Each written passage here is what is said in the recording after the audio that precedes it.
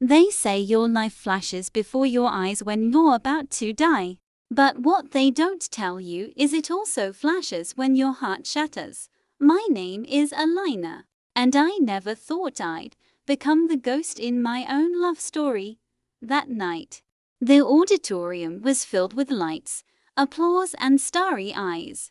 I sat among the crowd, clapping like a proud fool, watching Jordan, my boyfriend of 5 years, stand on stage, receiving his Best Actor award. I thought he'd look at me, smile, maybe thank me. Instead, he turned to his co star, Madison Hayes, and pulled out a ring. I remember the sharp inhale of the audience, followed by screams of excitement. Madison played it while shocked, teary, glamorous. And Jordan, he looked at her like she was his whole world. Right there, on live television, he proposed. I froze, people around me gasped and clapped, while I sat motionless. My chest burned, and the corners of my vision blurred. Was this real? 5 years of Raymond dinners while he chased auditions, of doing his laundry before every casting call, of being his photographer, cheerleader, therapist, and now he traded me for a woman with a prettier face and a bigger spotlight. I ran out of the auditorium before the cameras could find me. My phone buzzed with messages. Are you okay? Did you know he was going to do that? OMG, Alina. I'm so sorry. No one had answers. Not even me. I wandered the streets of downtown LA, numb, my heels clicking against wet pavement. I didn't even notice the rain until I slipped and hit the ground. Perfect. A poetic ending to a pathetic story. But just as the world dimmed, just as I thought I couldn't feel anything worse, I woke up in my old apartment, and it was morning. Sunlight streamed through my windows, and my phone screen said, February 12, 2023, exactly 1 year before Jordan's betrayal. When I opened my eyes, the sunlight was almost too bright. At first, I thought I was dreaming, hallucinating, maybe.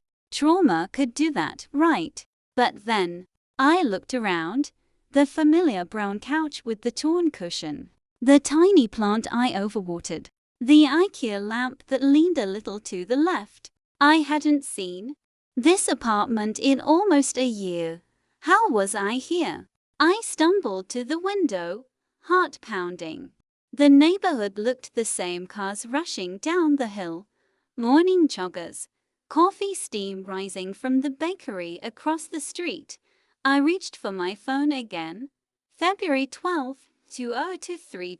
It should have been 2024. It hit me all at once, like a storm surging through my veins. I had come back. Somehow, someway, I had been reborn. A million thoughts collided in my head. Was it a miracle? A punishment? A cruel joke? Then I remembered this was the month Jordan first met Madison. I was 1 month away from becoming nothing more than a stepping stone in someone else's spotlight.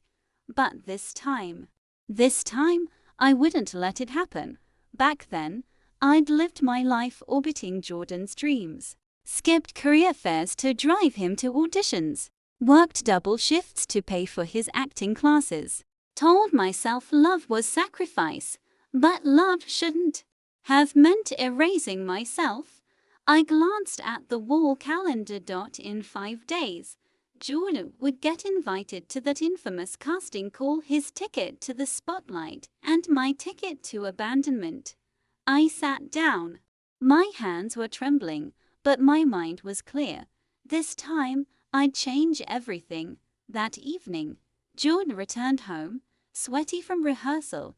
Babe, you won't believe the vibe in today's session, he said, kissing my cheek like nothing was wrong.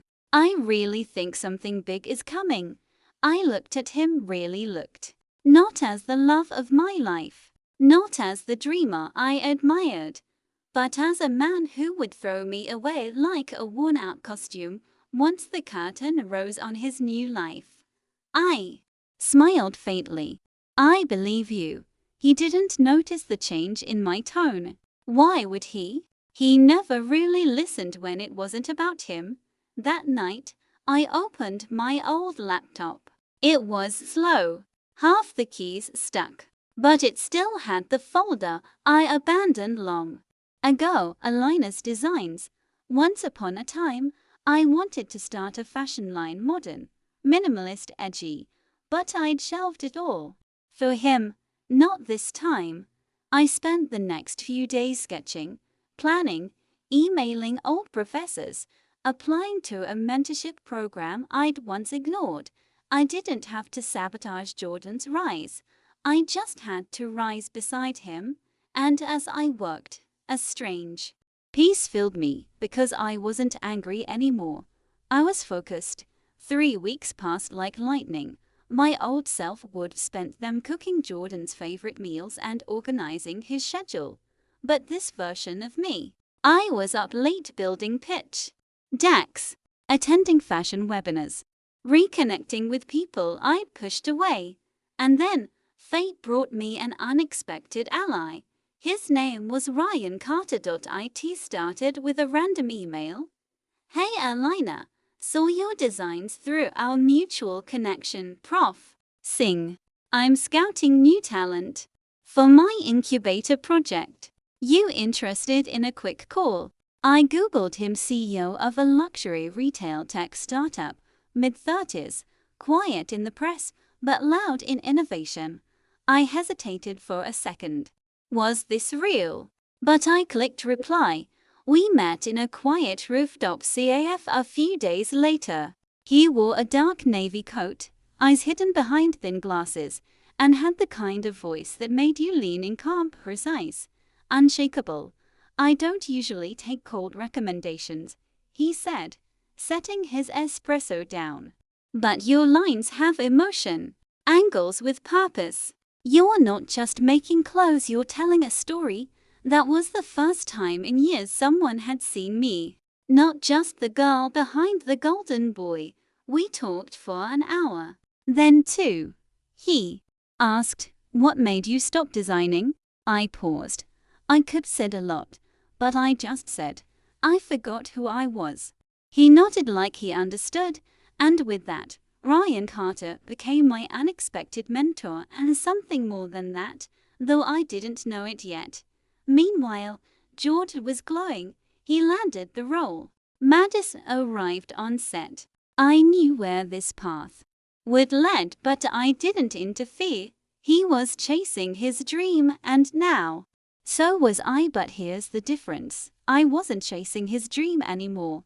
I was finally choosing mine. Time, I realized, doesn't heal all wounds, but purpose does.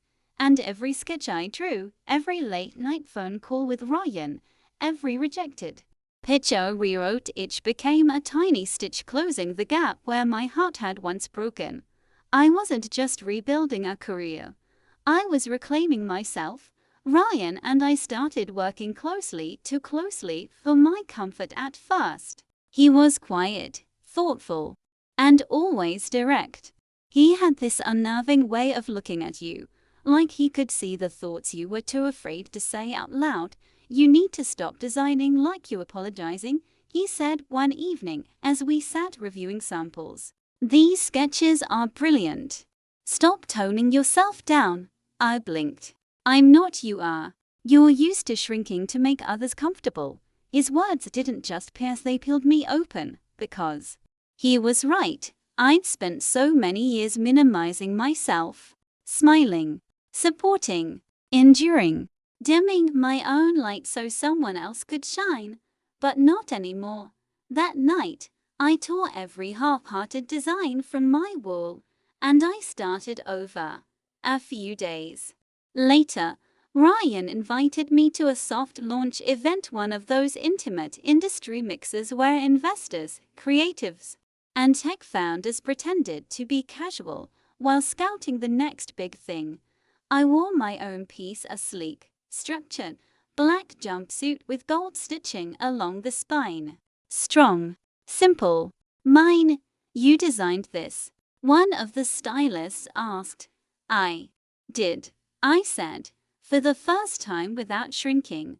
Ryan watched from the corner of the room, nodding slightly when I held my ground during a pitch. His smile, small but real, felt like sunlight.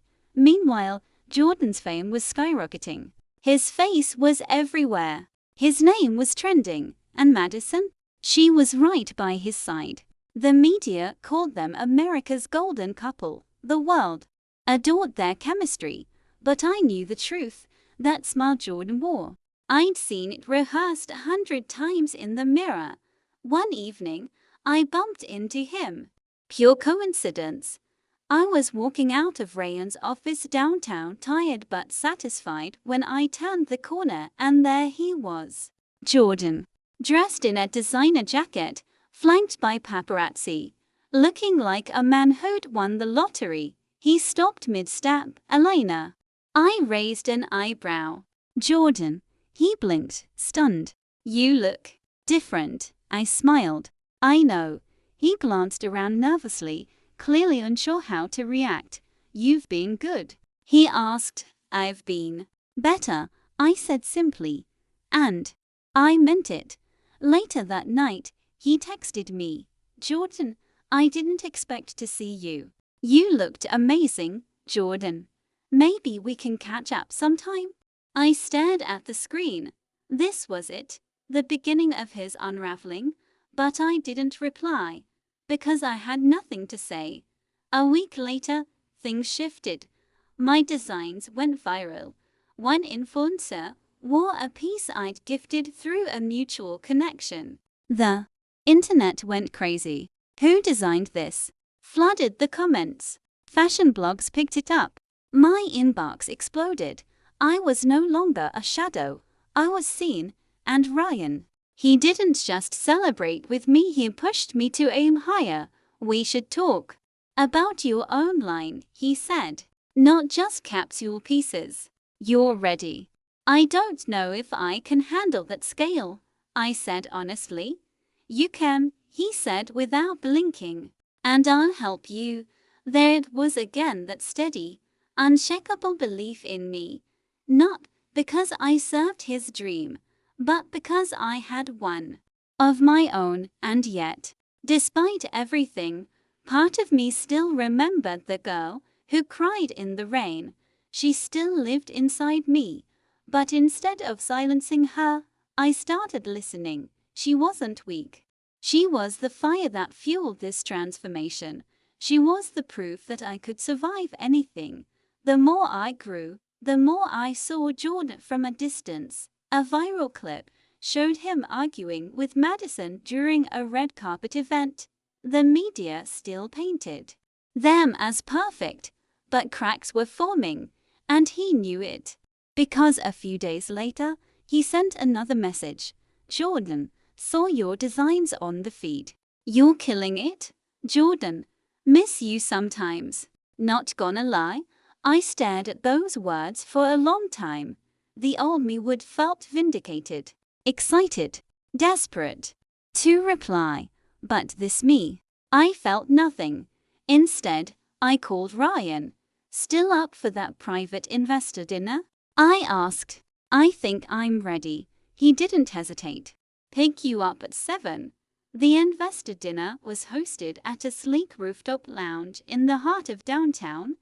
Everything shimmered from the skyline to the laughter echoing across wine glasses. I wore one of my newest designs, a bold, deep emerald wrap dress with metallic cuffs, sharp at the collar and soft at the waist. Confidence stitched into every seam. As Ryan and I stepped into the crowd, the whispers started. Is that her? That's the designer who went viral, right? Didn't she used to date Jordan Chase? Ah, there it was again, his name clinging to mine like dust. But I didn't flinch, because now I was more than his ex. I was a name of my own. We made our way through the room. Ryan handled conversations with elegance, deflecting praise and redirecting it to me at every opportunity. Elena's eye for structure is unmatched, he said during one pitch. She's leading the next phase. I'm just helping with the scaffolding. And just when I was letting myself enjoy the night, I heard his voice. Alina, I turned slowly. Jordan. He stood just a few steps away, dressed like he always was, overdone. Overstyled, overconfident. But there was something different in his eyes this time. Hesitation. Behind him trailed a few reporters and Madison, looking less goddess-like than usual, a little tired around the edges. What are you doing here? He asked. I smiled politely. Networking. What about you? We got invited to, he said, eyes flickering toward Ryan. Didn't know you'd be back. I raised a brow. Oh, I didn't go anywhere. You just stopped. Looking, his lips parted, but he said nothing. Ryan joined us then, standing casually beside me. Jordan's eyes narrowed just slightly. Jordan Chase, he said, extending a hand. Big fan of your early work. It was subtle, but I caught it, the dig. Early work. As if the recent stuff lacked something. Jordan shook his hand, chest puffing up. Thanks. And you are? Ryan Carter. I work with Alina. He didn't say investor. Didn't say partner. He let Jordan guess, and oh, he guessed. I could see the storm brewing in Jordan's mind. The realization that the woman he'd taken for granted was no longer standing behind him but beside someone stronger. As the night wore on, the reporters hovered. Someone from a fashion blog approached. Alina, mind if I ask a quick question? Sure. You and Jordan have a bit of history, right? How does it feel seeing both your careers rise side by side? Jordan leaned slightly forward, clearly eager for my response. I didn't even blink. We're not side by side, I said with a soft smile. We're just on different paths. The reporter's eyes widened. That's a quote. Later that night, Ryan and I stood near the edge of the rooftop, watching the lights of the city flicker like stars beneath our feet. You handled that well, he said. I didn't even shake, I whispered, half amazed at myself. He glanced sideways. You don't need to. He's not the one who got away. I turned toward him. Then who did? His eyes locked with mine, calm, warm, unflinching. No one, he said. At least, not yet. My heart skipped. Not because I was falling into something new, but because for the first time, I wasn't falling at all. I was rising, but just as everything felt perfect, something unexpected happened. That weekend, news broke. Jordan Chase's new film postponed amid tension with CEO star Madison Hayes. Rumors swirled. Clips leaked. An argument on set. Madison crying. Jordan shouting. Then, a cancellation announcement. The industry buzzed with shock. Commentators called it an overexposed collapse, and I stayed quiet. I didn't gloat. I didn't reach out. Because healing doesn't come from watching someone else fall. It comes from knowing their fall no longer pulls you down with it. That night, Ryan invited me to a quiet dinner. No press, no investors, just us, I think. It's time, he said, over a candlelit table. We launch your label. My heart thudded. Really? You've done the work. Built the vision. You're not waiting for the world to recognize you anymore. You've already arrived. I smiled. What should I call it? He raised his glass. Call it Alina, because finally, I knew who I was. The day of the launch arrived faster than I expected. Months of blood, sweat, and midnight oil had led to this moment. The venue was a minimalist, loft space downtown, all clean lines and warm light. Models strutted down a simple runway wearing pieces that told my story: strength, resilience, rebirth. The crowd was a mix of industry insiders, fashion bloggers, loyal friends, and a few familiar faces I hadn't expected to see. Jordan was one of them. He showed up late, as if the timing was accidental. But I knew better. His eyes locked on me the moment he walked in. Madison wasn't with him. Instead, his expression was a mixture of regret, disbelief, and something like hope. I kept my head high. There was no way I'd let him see the cracks beneath my armor. The show went flawlessly. My designs captivated. Cameras flashed. Applause echoed. And when it was over, Ryan whispered, "You did it." I wanted to believe it was true, that this was the new beginning I'd fought so hard for. After the show, Jordan approached me. "Alina," he said, voice low. "Can we talk?" I hesitated. Part of me wanted to shut the door forever, but the other part, the part that still remembered the girl who loved too much, nodded. We found a quiet corner. His eyes searched mine. "I'm sorry," he said, the words finally catching up to the feelings. "For what?" "For everything." I looked at him, really looked. The boy I'd loved was gone. In his place stood a man who had learned what he lost, but maybe too late. "I hope you're happy," I said softly. Jordan swallowed. "I want to be. But I know I hurt you." I smiled a small, sad smile. "Then don't ask for me." Because I wasn't the girl who would wait anymore.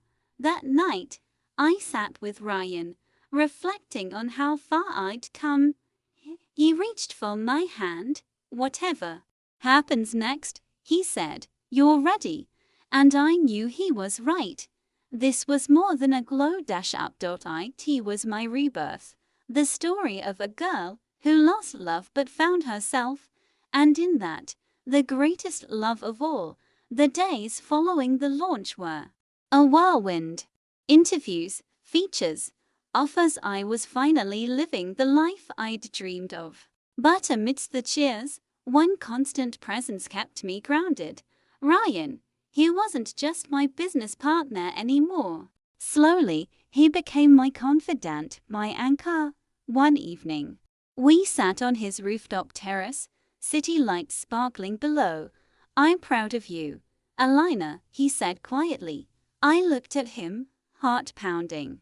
"I wouldn't be here without you." He smiled, that slow, rare smile that reached his eyes. "Maybe this rebirth isn't just about your career," he whispered. "Maybe it's about finding someone who sees you." But just as hope blossomed, the past crept back in. Jordan's name haunted headlines again, not for awards or talent, but for scandal. A leaked video showed a heated argument between him and Madison. Rumors flew. Jealousy, betrayal, breakdown. I felt a strange mix of pity and relief. He was unraveling, and I was finally free. But freedom came with a price. One rainy afternoon, as I prepared for a meeting, my phone buzzed. "Unknown number. We need to talk now." My heart dropped. It was Jordan. I debated ignoring it, but something made me answer. "Alina, please." His voice cracked. "I made mistakes. I want to explain." "I don't want to hear it," I said firmly. "Just 15 minutes, he pleaded. I hesitated, then agreed. We met at a quiet CF. He looked worn, no longer the dazzling star, but broken. "I lost myself," he confessed. But I never stopped caring. I wanted to scream that his actions had shattered me. Instead, I whispered, "That's the problem." Walking away, I felt lighter than ever. I had my future to build and Ryan waiting. Later, Ryan found me staring at my phone. "Who was it?" he asked gently. "An old ghost," I replied. He took my hand. "Let them haunt the past. We own the future." And for the first time, I believed it. Just when I thought I'd left the worst behind, life reminded me that the past doesn't always stay buried. It started with whispers, small, harmless at first.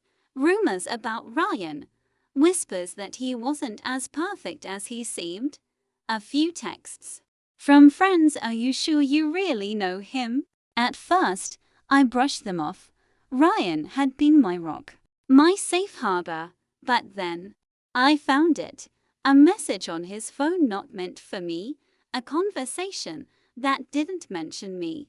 I stared at the screen, heart pounding. It was from a woman I'd never met, and the words, they shattered everything I thought I knew.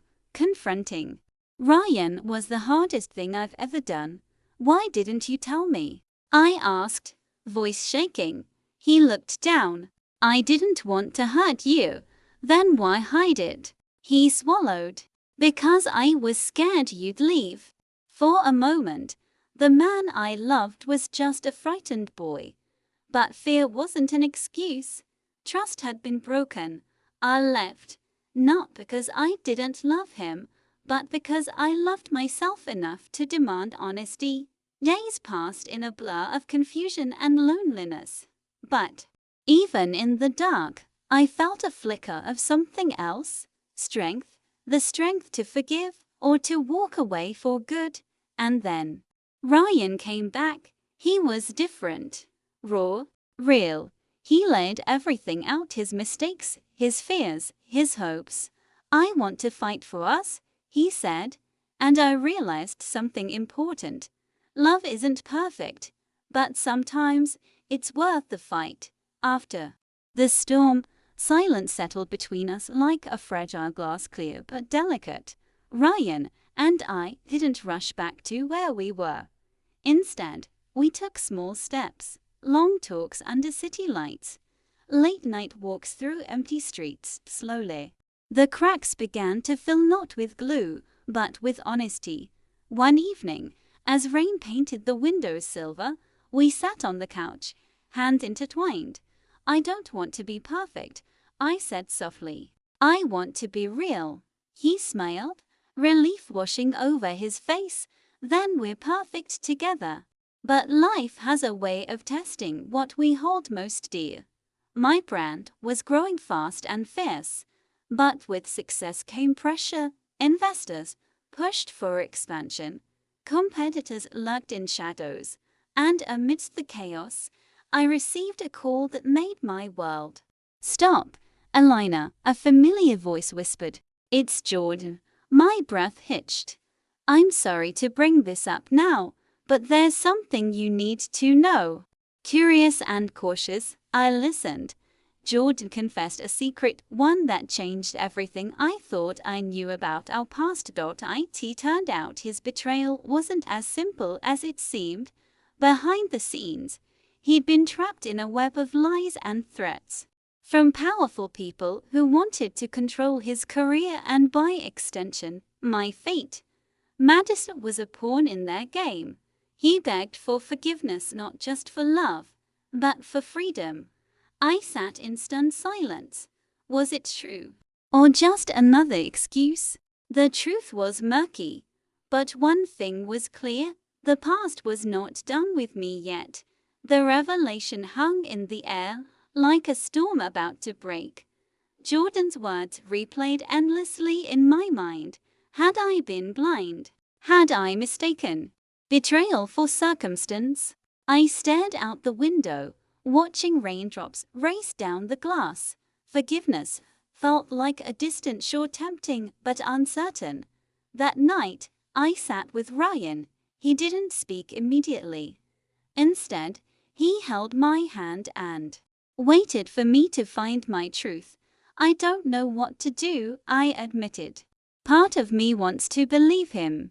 Another part wants to protect myself. He nodded slowly. Whatever you decide, I'm here. Days passed in quiet contemplation. I thought of all the nights I cried alone, the sacrifices made, the strength earned. Was Jordan's confession the key to healing? Or just another chain? Finally, I reached a decision.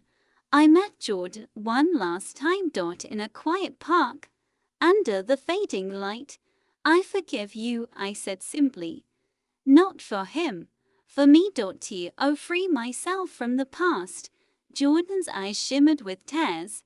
Thank you, he whispered. As I walked away, I felt lighter, stronger, ready. That night, I called Ryan.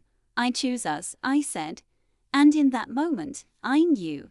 Love isn't about perfection or history. It's about growth, trust, and choosing each other every day.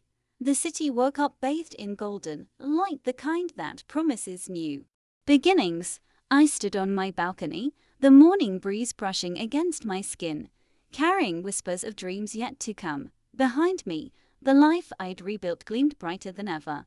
Alina, not just a name, a symbol of resilience. Ryan joined me, his smile warm and steady. We did it, he said softly. Yes, I replied, heart full.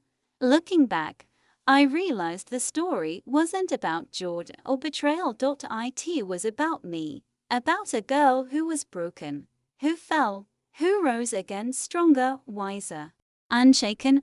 Love had many faces, some painful, some healing, some unexpected. But the greatest love story I could tell was the one where I loved myself first and chose happiness not just for today, but for every tomorrow. So here I stand, reborn, not defined by the past, but empowered by it. Thank you for listening, and remember, your story is yours to write. And no matter how many times you fall, you can always rise. Thanks for watching. Hoped you liked it. If you watched till the end, please comment love so that we could understand you were with us till the end. As well as, please let us know, where are you watching from? Before leaving, please hit the subscribe button, comment your thought, and share with your nearest and dearest one. See you in the next one. Until to the next one, spread love.